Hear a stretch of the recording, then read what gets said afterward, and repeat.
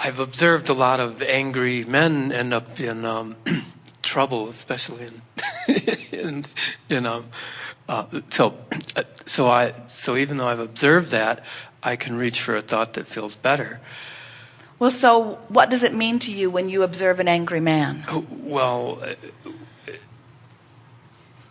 somebody that's has strong desire And? a lot of resistance. Well, you know what it means to us? Someone who has strong desire and is now moving in the right direction. Because right before that anger, he felt powerless. We're not kidding you. In other words, it is very unusual. Someone has to really have your attention. In other words, if you're frustrated or hopeful, if you're hopeful and joyful, an angry person won't even draw you in.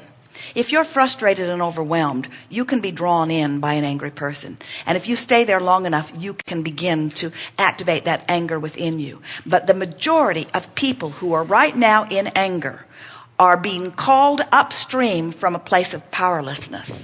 We're not kidding you. So when you see someone anger, look at them and think, I'm glad for you, because you feel better than you felt a little bit before. We're not kidding. I'm Those anger management seminars right.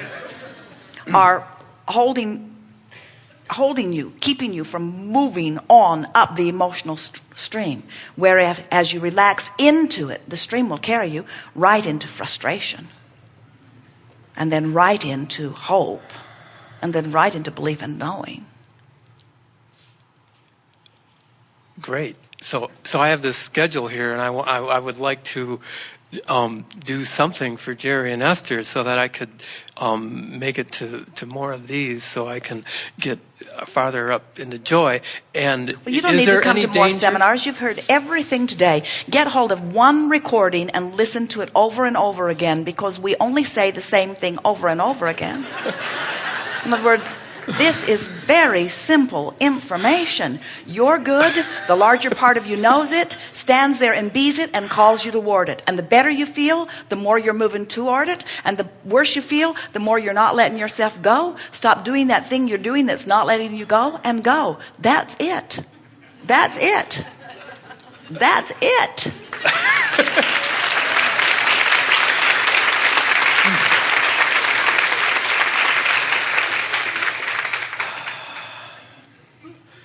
So I'm doing it now. A bit, but not so much. All right. So I want to say, I want to stop doing it. And I've heard that when I really want to stop doing it, I'll stop doing it. And then I will be just joyful. When you're mad at yourself for not stopping the resistance, you're just adding to the resistance. In other words, it's the reason we tell the story about Esther and her discomfort. It was illogical, and when she thinks back on it, she can't even fathom it. She remembers feeling that way, but it feels illogical to her now that she did. But when you are tired or overwhelmed, and then you see something that is the opposite of what you want, it's easy to get swept up into that. The question is, what do I do now? And we want to free all of you from a feeling of guilt about ever being someplace you don't want to be, because you can get anywhere you want to be from wherever you are. So just be easier about it. You know, for a while we called this the science of deliberate creation, and it made you all too aware of your thoughts. You worried too much about every thought. And the reason that we began calling it the art of allowing is because we want you to understand that it's just natural for things to go well for you. And the more you relax, people talk about surrendering, and people worry about that word as if surrendering means surrendering to the consequences of what I don't want rather than fighting for what I do want. And we say when you surrender or when you relax, you naturally go with the flow. But in order for you to do that willingly, you have to understand a few things. You have to understand first that you are source energy in a physical body.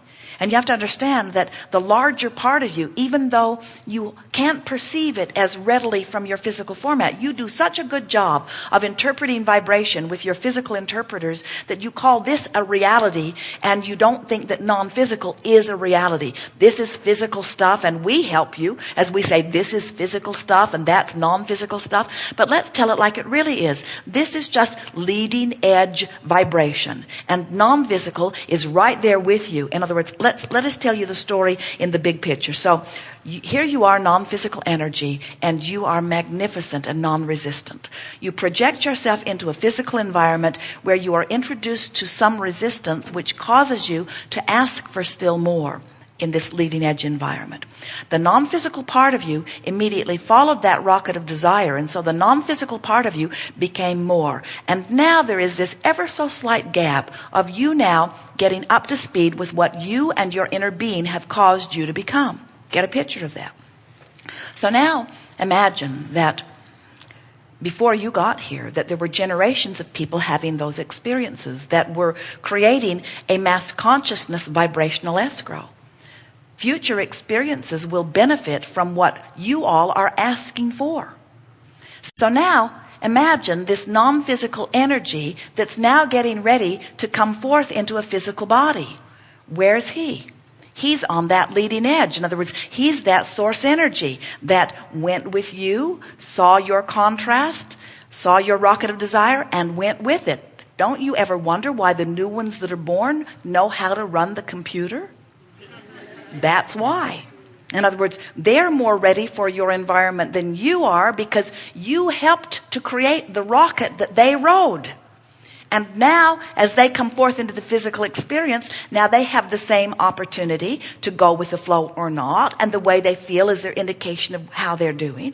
So when you take physical life out of the realm of judgment and out of the realm of being punished and out of the realm of being tested to see how worthy you are, and you put it into the idea or the context that you are a creator who came forth to joyously create, now you stop comparing your creation with anybody else's, because you are this unique source energy that came forth into this unique body, into this unique experience to give birth to these unique desires.